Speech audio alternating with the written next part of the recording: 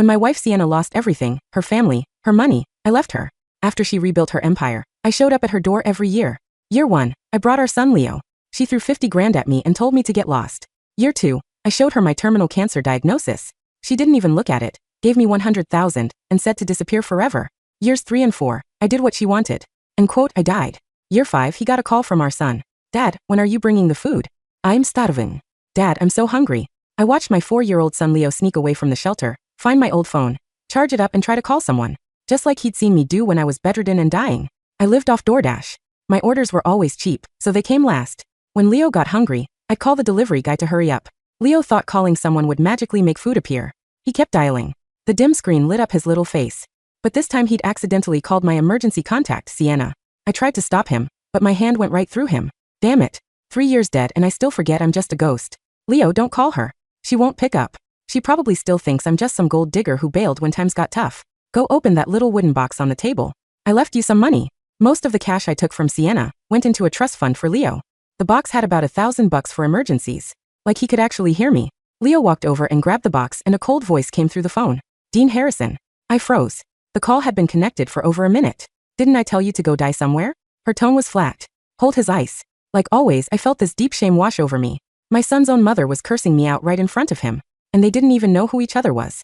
She laughed bitterly. Need more money? Fine. Come beg for it. Leo's eyes lit up. His tiny voice piped into the phone. Ma'am, when are you bringing my food? I'm hungry. Silence. Dean on. You mean Dad? Leo's face fell. But he can't come to the phone. Sienna's voice sharpened. What do you mean he can't? Dad says he's sleeping. A 4.5-year-old doesn't understand death. A harsh laugh came through. She clearly didn't buy this excuse. Is that right? I'm curious what new scam he's running now. I tried to smile, but I couldn't. What scam? I didn't even have enough energy to float over and haunt her. Leo hung up, his face hopeful. He curled up on our beat-up sofa waiting. But I was freaking out. Sienna hated me so much. What would she do to our son? An hour later, someone knocked. My non-existent heart was pounding. Don't open the door, Leo. Leo already had it open. No food outside. Just several guys in dark suits. Security guards. They searched the tiny apartment, confirmed no one else was there, and took my son. No. I was completely helpless, watching them carry Leo away. When Sienna opened her door, she saw Leo, face streaked with tears. She looked past him, gaining the empty space. Where's that man? That man? Me. I looked down. In her mind, I wasn't even worth a name anymore. The bodyguard answered. When we got there, only the kid was home. Leo broke free and hugged Sienna's leg. Lady, those bad men grabbed me. I was shocked. This was only the 3rd time Leo had ever seen Sienna. He had no idea she was the mother who refused to claim him. But blood called to blood. He felt drawn to her without knowing why. Sienna looked uncomfortable. She frowned. He's really heartless. Sending his own kid to face my anger. I waved my hands uselessly. No, Leo's not a kid. He's our child. She'd never believe it. After she gave birth, the doctors found Leo had the Way family's genetic heart condition. I went to her then. I can still hear her words. Baby I had was stillborn. Dean Harrison. You think I'm the same gullible Sienna you tricked before? Fool me once. Shame on you, fool me twice, shame on me. Get out. Here's 20,000. That's what our 5 years together were worth. I said. It's not enough. She didn't want the boy, but the boy needed surgery money. Sienna gritted her teeth. You're so damn greedy. Fine. Here's 50,000. That's all you're worth. 5 years of love sold like a cheap commodity. I knew this would make Sienna hate me, but I didn't care. Leo got his surgery. With that money, he'd live a healthy life. That made it all worth it now. Sienna spoke to Leo coldly. Tell me, where's your father hiding? Leo looked up with teary eyes. He looks so much like me. Sienna seemed lost in thought for a moment. Dad sleeps during the day. At night, he goes up to be a star. Sienna's expression hardened. She pulled her leg away. Playing the pity card now, huh? Leo stumbled and fell on his butt. I tried to catch him using all my strength, but he fell right through my arms. The little box he was holding crashed to the floor too. My son, who hadn't eaten a real meal in 2 days, struggled to get up. My heart was breaking. Sienna watched coldly, though her fists were clenched tight. Leo hugged the box to his chest, then bravely patted his own bottom. Dad, it doesn't hurt. For a second I wondered if he could actually see me. Then I remembered when I was paralyzed, dying from stomach cancer. He learned to take care of me at just 2 years old. He even tried collecting bottles while I slept. One day, he came back hurt after fighting with a stray dog over trash. I coughed up blood from the shock. He smiled and told me he wasn't hurt. Sienna looked around. Dean Harrison come out? The room stayed silent. I was standing right in front of her, but she couldn't see me. After a moment, my absence pissed her off. Her voice dripped with contempt. So heartless. Using a kid this small as a pawn. Get him out of here. She said this and walked into her fancy house. Security guys dumped Leo on the big, unfamiliar street. Night had fallen. Leo stood there alone and confused. He talked to the little box. Dad, where should I go now? My heart ached. I could only hope someone from the shelter would notice he was missing soon. Leo looked up at the moon. Dad, if I follow the moon, will I find you? He was too hungry to walk straight and fell twice. Finally, he found a public trash can and spotted half a piece of cake inside. His eyes lit up. He grabbed the stale, sour-smelling cake and shoved it in his mouth. I was crying trying to stop him. Leo, don't eat that. You'll get sick. He couldn't hear me, but someone else knocked the cake out of his hand. It was Sienna. She'd appeared without me. Noticing, he looked at my dirty, starving son and clenched her jaw. Dean Harrison, is this how you treat your son? She forced him into her car. Leo started screaming and crying. Why won't you let me eat? You're mean. He tried to lick his fingers. Sienna grabbed his hands with the mix of disgust and careful precision. She wiped them clean with a wet wipe. Didn't your father teach you not to eat things off the ground? Her movements were gentle but firm. I remembered when we were together. She always took care of me like that. My friends called her the mom friend. Gentle and thoughtful. But Leo was as stubborn as me. He pushed her away and his little hand smacked her cheek. I don't want you mean lady. I flinched, terrified, and looked at Sienna. She didn't look angry. She lowered her eyes, tossed the wipe, and stared out the window, refusing to look at the face that looked so much like mine. Her voice was bitter-tempered, just like your father's. Thank God he's not mine. I gave a sad, silent laugh. Sorry to disappoint. The little box slipped from Leo's lap. She bent down to pick it up. She looked at the dirty wooden box like it seemed familiar somehow. I instinctively wanted to stop her. If she opened it, she'd learn the truth from all those years ago. She'd spend the rest of her life drowning in guilt. Better she hate me than carry that burden. But I looked at Leo, and part of me wanted him safe with his mother. I wanted her to open it. I was torn. She just tossed the box back in Leo's lap. Stop picking up junk. I wasn't sure if I felt relieved or disappointed. Sienna brought Leo back to her mansion.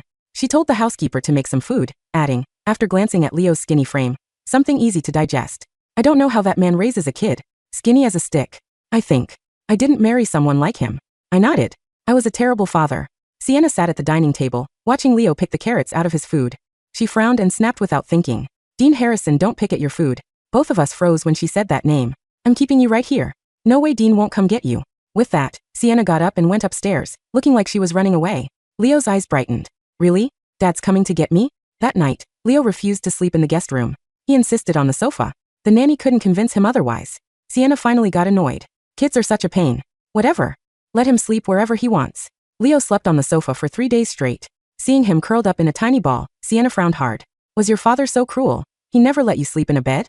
Leo shook his head. No way. Dad sleeps on the sofa. Sienna didn't get it, but I was crying. We only had one sofa. When my illness got worse, I was often passed out on it, and Leo thought I was just sleeping. He'd climb into my arms and hold me tight. Even at the shelter, he preferred the sofa in the lobby, like he was sleeping in my embrace. Sienna started working from home recently, often staring at the door. She watched Leo, who was also watching the door, and asked, "Hey, what's your name?" Leo Harrison. Leo Harrison, your father abandoned you too? Leo instantly looked fierce. No way. My dad would never leave me. Oh really? Then why hasn't he shown up to get you after a whole week? Right then the doorbell rang.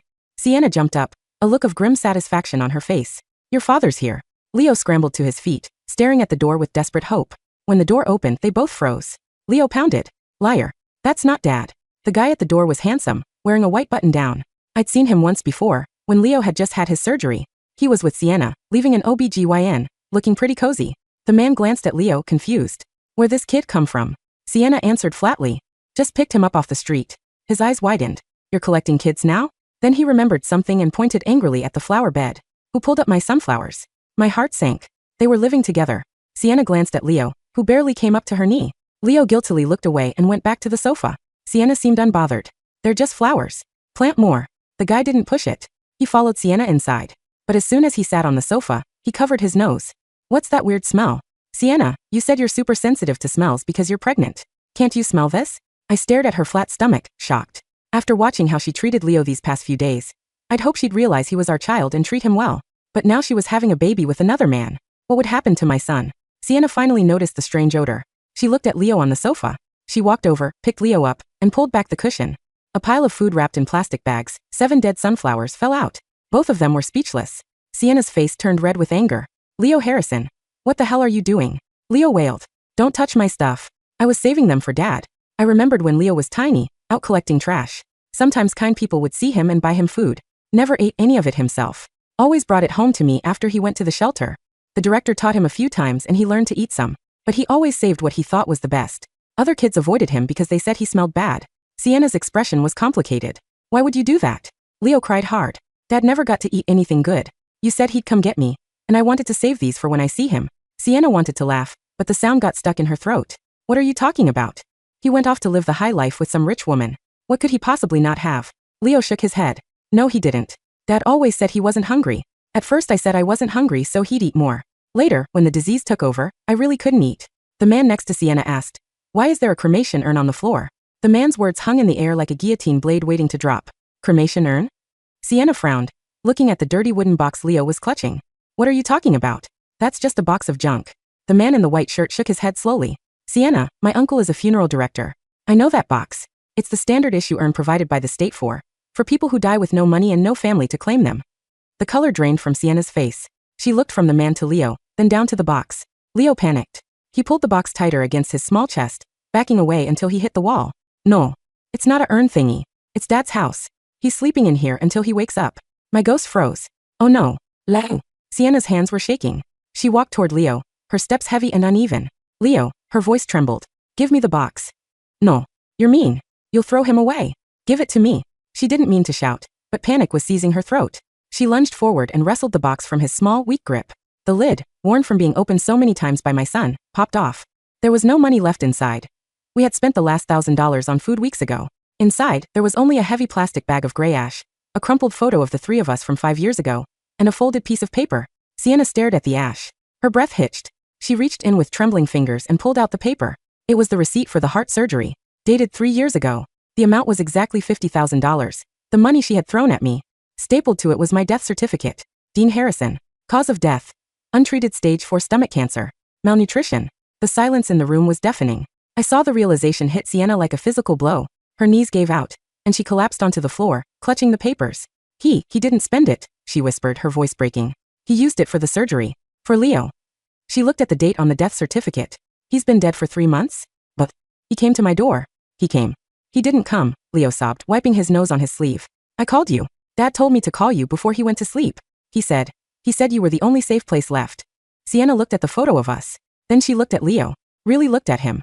She saw my eyes, her nose, and the scar on his chest from the surgery she had unknowingly paid for. The baby, she gasped, turning to the man in the white shirt, who looked horrified. The doctor told me it was a stillbirth. Dean took the baby away to bury it. He didn't die, I whispered, though she couldn't hear me. I took him because you were bankrupt, Sienna. You couldn't afford the surgery he needed to survive. I had to make you hate me so you'd let me go. I had to become the villain so you could rebuild your life. Leo walked over to her, tears streaming down his face. Are you mad at Dad?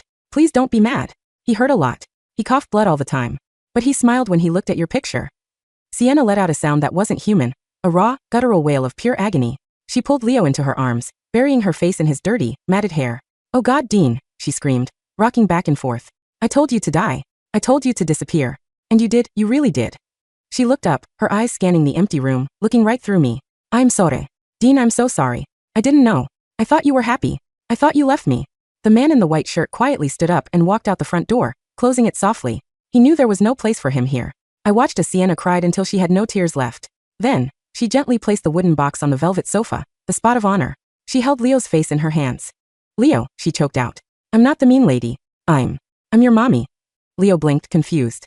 But Daddy said mommy is a queen in a big castle. I am, she sobbed, kissing his forehead. And you are my prince. And Daddy was the bravest knight of all. I felt a lightness take over my chest. The heavy chains of guilt and worry that had tethered me to this world were snapping, one by one. Leo was safe. Sienna knew the truth. She wouldn't abandon him. Sienna stood up, carrying Leo in her arms. She looked at the urn, and then, for a split second, her eyes seemed to lock directly onto mine. I love you, Dean, she whispered into the empty air. I will take care of him. I promise. You can rest now. Leo waved at the empty space. Night-night, Daddy. I smiled. It was the first time in 5 years I felt no pain. Good night, my loves, I whispered.